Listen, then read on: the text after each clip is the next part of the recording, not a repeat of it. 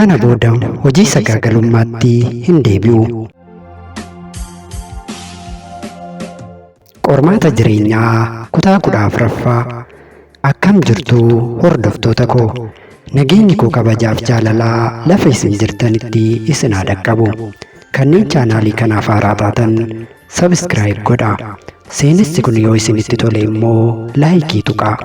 Yaada qabdanis koomentii jalatti naaf barreessaa.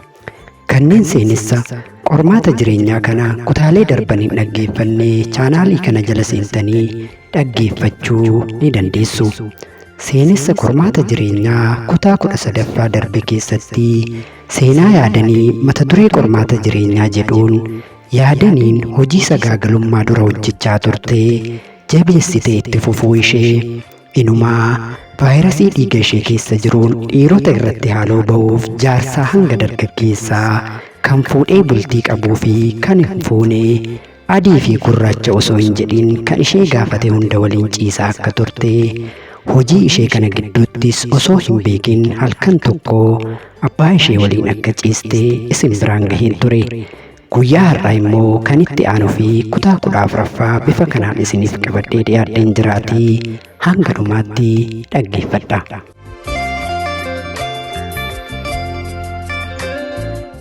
Yaadaniin teessee itti yaadde osoo namichi waliin bultee hin dammaqin kutaa mana siree sanaa bahuu akka qabdu waan hubatteef daftee uffata ishee uffatte.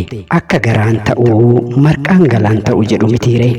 Akka aarii keessa garaa ishee silaa abbaa ishee dubartoota argate waliin bakka argate hundatti sagaagalu kana inumaa amma immoo kunoo dhala kee kan taate bakkuma argitetti kan dhalchite gatte waliin sagaagalta mitiire. Salphataa jettee uummata fulduratti osoo isa qaanessitee baay'ee tokko keessi ishee gammada ture. Yaadaniin garuu haadha ishee rakkoo fi gidiraa meeqa argitee daaraaf daakuu taatee ishee guddiftee yaadatte. Oolman haadha ishee kana ta'uu akka hin qabne waan hubatteef akkasuma abbaa ishee salphataa kana irratti akkas gochuun haadha ishee salphisuu akka ta'etti waan yaaddeef abbaan ishee osoo hin dammaqin suura fi maallaqa kiisii isaa keessa jiru kan osoo hin lakkaa'in fuutee fudhattee baatee deemte. Yaadaniin guyyaa sana boodan gara sagaagalummaatti akka hin deebineef ishee biratti baay'ee jaalatamtuuf kabajamtuu kan taate maqaa haadha isheen waadaa ofii galte. Egaa isheen miidhamaa fi dhiibamaa jiraachaa kan turte yoo ta'u akkasuma jiraachuuf abdii gara fuulduraa kan hin qabne taatus isheenis jireenya ishee keessatti hangomne ishee cubbuu hedduu raawwattee jirti.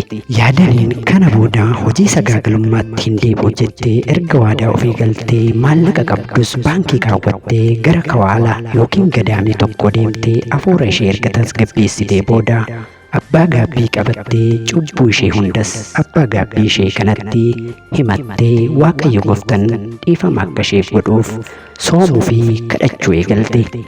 Yaadaniin hundarra kan isheen gaabbituuf gonkumaa dagachuun kan isheetti ulfaate isa abbaa ishee waliin ciifte sanadha. Garuu turtii yeroo dheeraa booda of tasgabbeessuu jalqabde. Qannoonaa kennameef yeroo kadhannaa fi sooma ishee erga xumurtee booda hafuura haaraan gara mana xiqqoo kireeffatte sanaatti deebitee mana ishee cufattee qarshii qabduun maal hojjettee jijjiiramuu akka qabdu yaaduu eegalte. Yaadanii araada dhaabuun qormaata itti ta'ee ture. Yeroo hundumaa yommuu waan barte sana argitu ni hawwite. Garuu jabina isheen mo'attee irra waan aanteef araada qabdu hunda ni dhiiste. Yaadaniin jalqaba mana jireenyaa waliinii abbaa ciisicha tokko bitatte. Achiis ji'a ja'aaf ogummaa rifeensa dubartootaa bareechuu barattee mana miidhagina dubartootaa banatte. Kun warra yaadanii beekan hundaaf baay'ee ajaa'iba ture. Kana erga gootee xiqqoo tasgabbooftee booda haadha ishee dhiifama gaafachuuf uuman ishee ija jabina akka isheef laatuuf kadhachuu eegalte. Yeroo hundaa haadha ishee fagoo irraa ni argiti turte. Garuu haati ishee intala ishee erga argitee waggoonni darbaniiru. Namoonni waa'ee yaadanii yeroo ishee gaafatan haati ishee kuulaniin intalli koo yaadaniin guyyaa tokko akka na boonsitu nan beeka. Yeroo dhiyootti immoo wal argina kan jedhu deebii ishee ture. galataa yeroo hundaa yoo isheen akkas jettu itti kolfa. Yaadaniin jireenya ishee keessatti haadha ishee gonkumaa dagachuu akka hin dandeenyetti onnee ishee keessa teechiftee jirti. Yeroo hundumaa yoo walaloo barreessitu waa'ee haadha ishee kan barreessitutu baay'ata.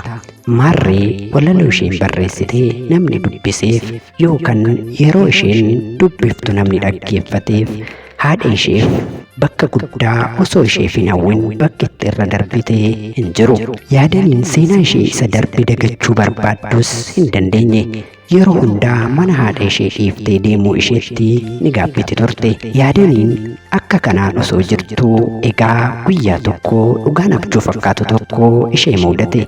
Yaadaniin bilbila ishee kan duraa cuftee naannoo jireenya ishees jijjiirrattee kan turte ta'ullee beekan garuu yeroo dheeraaf ishee barbaadaa ture. Yaadaniin maamiltoota hedduu qabdi turte. Isaan keessaa tokko obsee isheen jedhamtu rifeensa ishee hojjisiifachuuf bilbiltee ganamaan beellamtee turte. Yaadaniinis guyyaa sana malee san dura sa'aatii akkasii hojii seentee hin beektu ture. Guyyichaa isheef jettee ganamaan barii kaatee mana rifeensaa ishee yeroo rooban akkuma nama tasa osoo ittiin yaadin miilli walitti isaan fidee wayiitti dhufe. Yaadaniin xiqqoo rifattee rooba maal akkamitti dhufte dugungurtee ta'uu qaba malee tasuma na arguuf ija hin jabaattu yoo jettuun roobanis yaadii situu na argin beekne malee ani yeroo hundumaa sin arga. Yeroo hoteela keessa hojjettu hojiin kan kee maal akka ta'e sirriitti beekuu baadhus garuu fagoo irraan si eegaa ture jedheen. Yaadaniin xiqqoo kolfaa isa ilaalaa akkas jetteen taatoo fiilmii turkii natti hin ta'in. Ani qoosaa akka kanaaf yeroo hin qabu jechuun balbala hojii ishee cufatte. Innis yaadii jedhee suuta yoo balbala isheen cufte banuu Yaadaniin aariin akkas jetteen waan dagadhee ture natti hin kaasin yoo dibdee sin ajjeesa jettee osoo dubbii ishee hin xummurin roobaa duuba dhokatee dhaabbatee kan ture.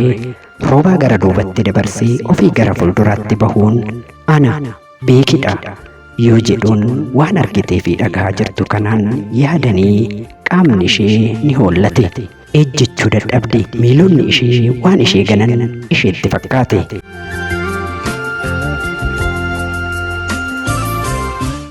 Kutaan itti aanu itti fufa.